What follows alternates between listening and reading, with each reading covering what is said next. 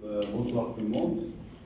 Le sujet d'aujourd'hui porte sur un modèle de lettre à adresser à la compagnie pour leur demander une offre de règlement. Une offre de règlement dans un dossier accident de travail, dossier sinistre, accident de travail. Donc, comme vous le savez, après la survenance d'un accident de travail, la procédure à adopter pour obtenir le règlement de chez la compagnie, il faut envoyer et adresser à la compagnie une déclaration de sinistre. Donc, on aura l'occasion de voir comment déclarer un sinistre à la compagnie d'assurance. Donc, notre sujet, ce n'est pas la déclaration de sinistre. On a déjà fait cette procédure dans ce cas-là. Il y a un dossier qui existe chez la compagnie. Il porte normalement. Faites voir s'il vous plaît si vous zoomez pour en haut de la page, voilà. Donc c'est bon. Nous avons la déclaration du sinistre, nous avons la victime. Donc cet accident c'est le 29/12/2019. La victime, voilà son nom, l'assuré également. La compagnie a ouvert le dossier et leur octroyer cette référence. Voilà. Ça, c'est la référence de notre cabinet. Donc, l'agent général qui gère le sinistre, c'est Assurance Ministère de l'Arrêt. D'accord. Ça, c'est le service concerné auprès de la compagnie, service sinistre accident de travail. On monte un peu. Donc, automatiquement, lorsqu'on a la référence de la compagnie, à ce moment-là, on suppose que le dossier a déjà été ouvert auprès de la compagnie. Donc, on passe directement à la réclamation des offres de règlement. Comme le sait tout le monde, il y a deux voies. Deux voies pour obtenir une indemnisation. Il y a جوج ديال الطرق باش يعني الضحيه ديال حادثه سير او حادثه الشغل يحصل على التعويض. كاين طريقه حبيه وكاين طريقه قضائيه عن طريق المحكمه. Donc en français il y a la voie de transaction à l'amiable, d'accord, et il y a la voie de justice. Dans ce cas d'espèce, nous sommes en train de voir comment la victime puisse obtenir une indemnisation par voie amiable, sans avocat, sans justice, sans machin. D'accord. هذه واحد الطريقه مثلى يعني باش يمكن الضحيه يحصل على التعويض ديالها. Alors, بالنسبه les indemnités auxquelles peut prétendre une victime d'accident de travail. À votre avis, quelles sont les indemnités? باللغه العربيه بالسطو اشنو هما التعويضات اللي كيخولهم القانون الضحيه ديال حادثه الشغل. اش كيشملوا هاد التعويضات؟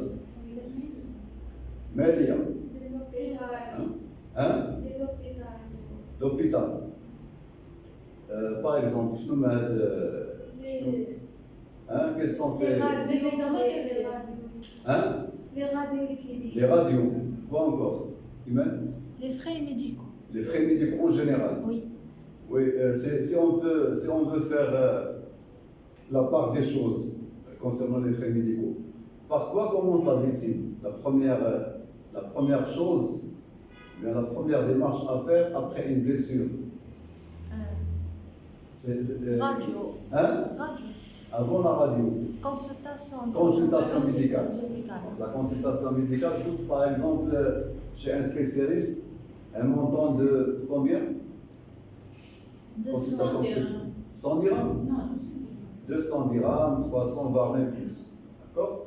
Donc la première démarche c'est une consultation auprès d'un médecin spécialiste. Après la consultation, qu'est-ce qu'il peut ordonner le médecin spécialiste pour faire une exploration de son état de santé? Radio. Une radiologie. Radiologie. La radiologie peut coûter, je dis n'importe quoi, 500 dirhams, 600 dirhams, voire même plus. Parce qu'il s'agit d'un scanner, ça peut aller jusqu'à 10 millions. Ouais. Donc voilà, donc, il il y a la consultation, radiologie. il y a la radiologie. À part le scan, plutôt la consultation et la radiologie, qu'est-ce qu'il y a d'autre comme frais médicaux Les médicaments. à engager? باش نترجموا دائما اللغه العربيه كاينين الناس اللي les gens francisants qui comprennent le langage, pour ceux qui ne sont pas francisants, je vais essayer de faire un petit effort de traduction. قلنا بانهم بعد تصريح الحادثه والشركه يعني كتفتح الملف وكتعطيه رقم كيجي المرحله ديال المطالبه بالتعويض كتمر على مراحل. ملي كتوقع حادثه الشغل اول حاجه تيمكن داك الضحيه يعني يخلص من جيبو او يخلص على المشغل ديالو هي كونسلطاسيون ميديكال اللي هي استشارة طبية.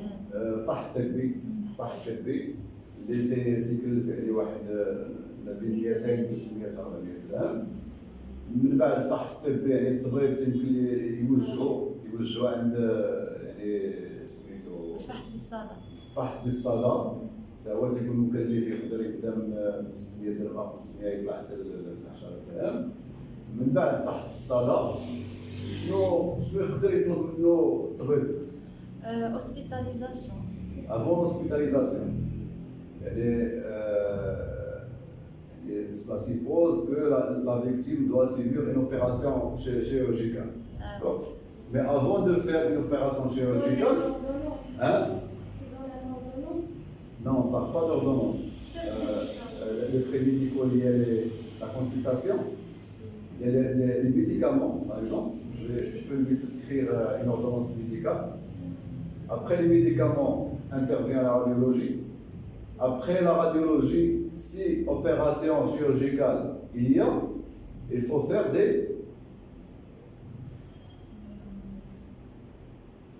examiner le sang, Oui. des analyses médicales. Il coûte aussi de l'argent. Donc nous avons l'ordonnance, la visite médicale, pour récapituler, ou encore les frais pharmaceutiques, la radiologie, les examens, Les analyses. les analyses médicales. Après intervient l'opération chirurgicale. C'est opération il y a. D'accord? Donc voilà. Pour la lettre, c'est lettre modèle qui englobe à peu près toutes les prestations auxquelles peut bénéficier la victime. Donc, nous avons ici les pièces justificatives des frais médicaux qui totalisent un montant de X dirham. Vous remontez s'il vous plaît. Nous avons ici les frais de radiologie aussi. Radio. Bon, je pense qu'ici, dans ce cas d'espèce, il n'y a pas d'analyse médicale, il n'y a pas d'intervention chirurgicale. Donc, on passe directement des frais médicaux aux indemnités journalières. Donc, une victime d'accident de travail qui a été employée auprès de la société X et qui touchait un salaire quotidien de soi-disant 100 dirhams par jour. Le médecin traitant, après lui avoir donné un certificat médical d'interruption de 30 jours, cette victime, qu'est-ce qu'elle a subi? Elle a subi une perte à gagner, un manque à gagner. الوقت اللي كان خدام en bonne santé تيربح 100 درهم في النهار ملي وقعت له لاكسيدون دو جور لوندومان لقى بانه ما عندوش باش ياكل ولادو. واش داك لو كامبان اللي كان كيصوروا يدعم فيه ولا خصو واحد التعويض، خصو واحد اندemnité. Indemnité, on a besoin Il doit être indemnisé. d'indemnité. Voilà, donc l'assurance accident de travail offre cette opportunité aux employés. Une fois vous êtes employeur, vous avez souscrit auprès de mon cabinet une assurance accident de travail. Je veux dire, garder votre argent dans votre poche en cas de survenance de sinistre. C'est nous qui vont indemniser la victime. Soyez tranquille. Donc, l'obligation qui pèse sur vous en tant qu'employeur, c'est le paiement de la prime d'assurance. Ça y est. Après, c'est la relation entre victime et assureur. On ne parle plus avec l'employeur. Ok? Donc voilà. L'assurance accident de travail offre à la victime cette faveur de lui indemniser le manque à gagner qu'il subit du fait de l'accident. C'est ce qu'on appelle communément l'ITT, incapacité temporaire de travail, ou bien indemnité journalière, tout court. D'accord? Donc on indemnise les jours de repos et on compte du jour de la survenance de l'accident jusqu'au reprise du travail. À ce moment-là, le service de l'indemnité journalière s'arrête. D'accord? Donc, pour récapituler, nous avons les frais médicaux. Les frais médicaux comme prestation. Nous avons aussi l'ITT qui peut nous dire ce que c'est que I. Indemnité temporaire Oui. de travail. Du travail, très bien, indemnité temporaire de travail. Nous avons également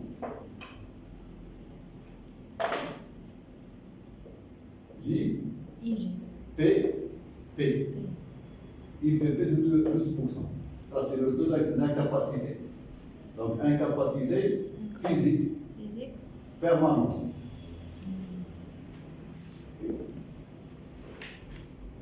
IPP.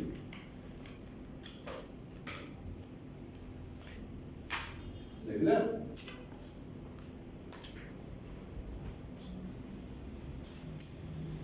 Alors, la compagnie, pour qu'il puisse préparer à la victime une offre de règlement, il doit savoir la base de règlement. La base de règlement, c'est quoi? C'est le salaire de la victime.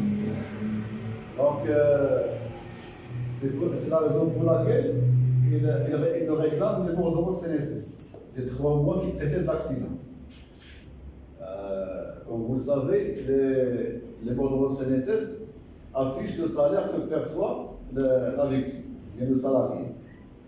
Donc on prend comme base des bordereaux de CNSS pour estimer le manque à gagner qu'a subi la victime. Les bordereaux de CNSS, puis si toutes les pièces sont rassemblées, on fait subir à la victime une contre-visite auprès d'un médecin conseil de la compagnie.